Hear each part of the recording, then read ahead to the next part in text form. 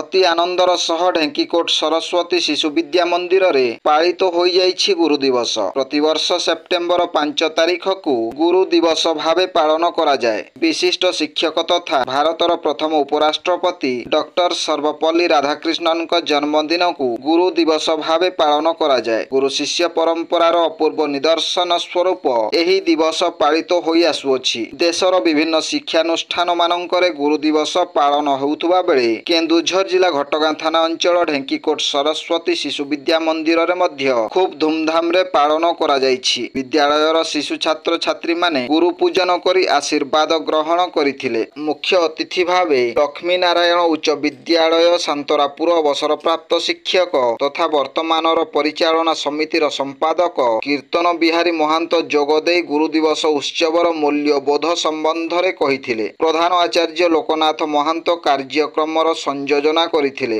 रंजिता राणी कर बौद्धिक प्रदान करिथिबा बेले निरंजन महांत अतिथि परिचय प्रदान करिथिले। बैलोचन राउत धन्यवाद अर्पण करिथिले। परिचालना समिति तरफरु कोषाध्यक्ष राधाकांत बेहेरा समस्त आचार्य आचार्य सेवक सेविका मानंकु गणवेश प्रदान करिथिले। समस्त आचार्य आचार्य कार्यक्रम रे जोग दैथिबा जणा पड़िछि। ब्यूरो रिपोर्ट जनजागरण ओडिया।